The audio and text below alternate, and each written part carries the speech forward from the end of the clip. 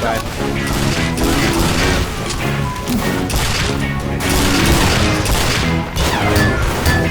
It's up top.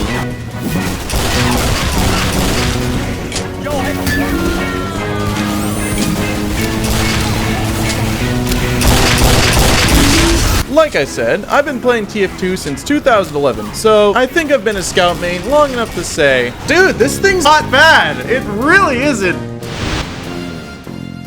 Alert. The control point is being contested. Oh,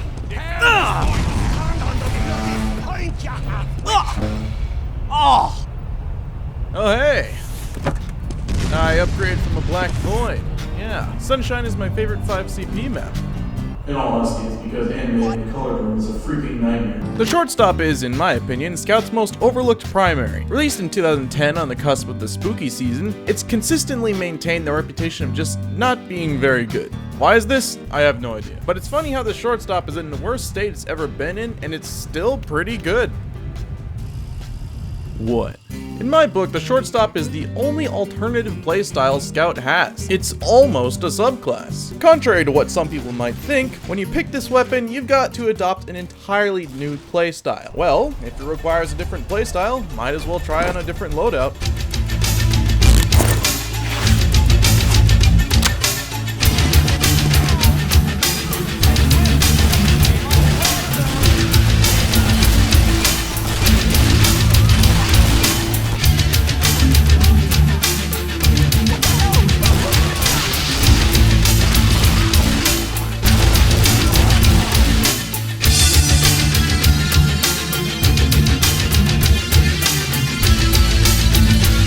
There's a lot to unpack when talking about the Shortstop, and we'll get to the playstyle soon enough. But first, let's talk about the stats.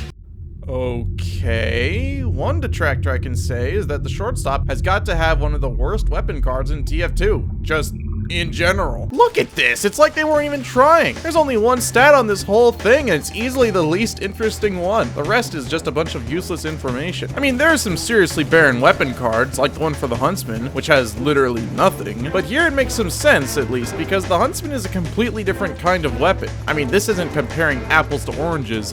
It's a shotgun to a shotgun.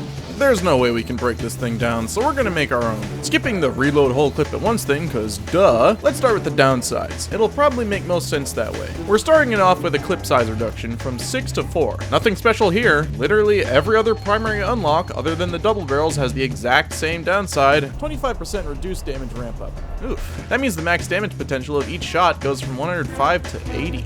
Not so good, but let's keep going. Minus 60% bullets per shot. Yikes, that's pretty darn harsh. If we stopped here, we'd be looking at just about the worst shotgun in the game. Even worse than that one. It takes our damage potential all the way down to freaking 36. It takes whole point-blank meat shots just to take down a light class. Jeez. Okay, continuing on. The final negative stat is actually the only listed one. Increase in push force taken from damage and air blast.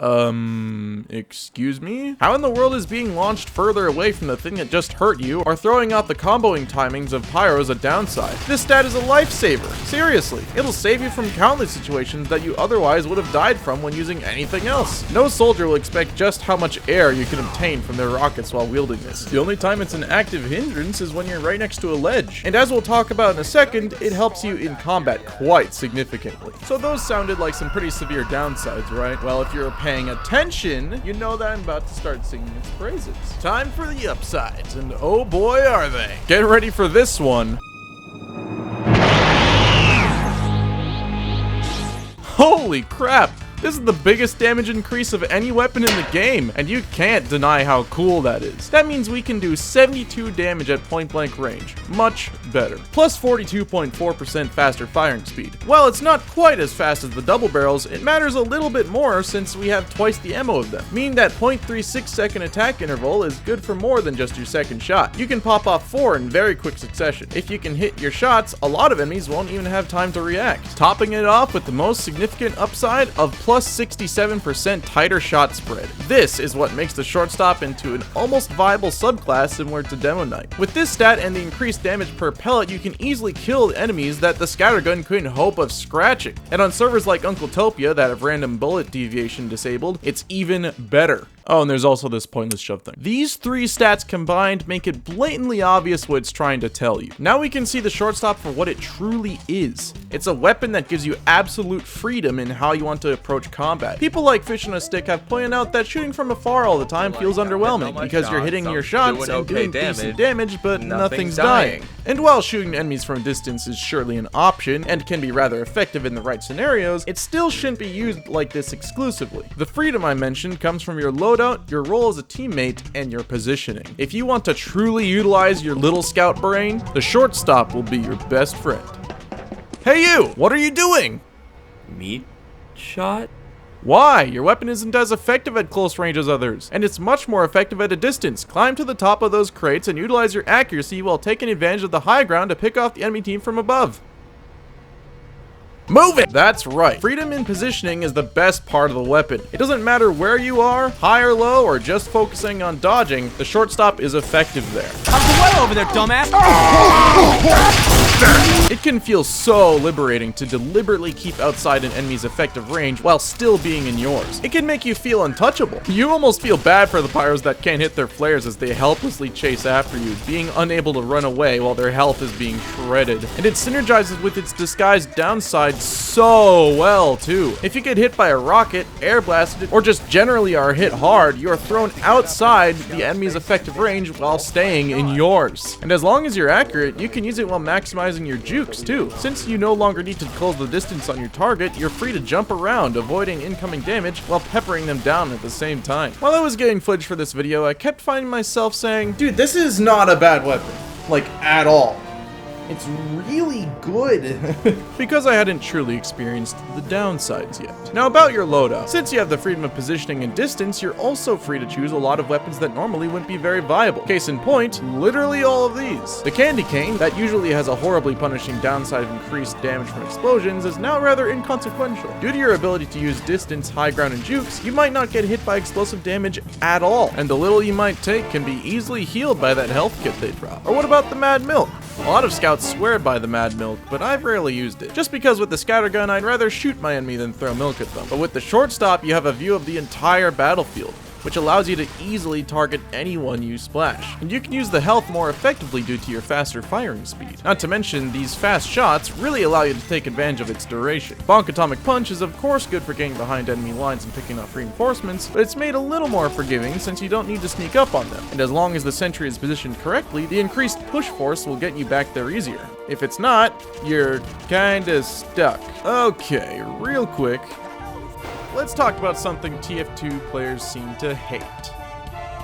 Synergy. Yeah, you knew we had to talk about this combo. The Criticola is a weapon shrouded in infamy. Most people seem to hate it, either due to the crazy good damage it gives Scout, or the crippling weakness it also gives him. When used, it grants the player 8 seconds of guaranteed mini-crits, at the cost of also receiving mini-crits. That's 35% more damage as well as no damage fall-off, which is of course quite powerful, and many things can now one-shot you. But on a weapon that specializes in distance and good positioning, yeah, you see where this is going. With the right positioning, you can outright snipe people while giving them little chance to fight back. All they really can do is run for cover. That's 64 consistent damage per shot from any distance. On servers with random bullet deviation disabled, it can feel downright unfair. And the sniping ability doesn't stop here. Something you might not be aware of is that this is by far the best sentry busting weapon in Scout's arsenal. Since sentries aren't subject to damage ramp up or fall off, it's super easy and effective to bring them down from a distance. If that engineer doesn't devote all his time to swinging his wrench, that sentry is going down in 5 shots. That's only 2.6 seconds of sustained fire when taking reloading into account. It just mows through NG buildings. I mean, look at this poor dude.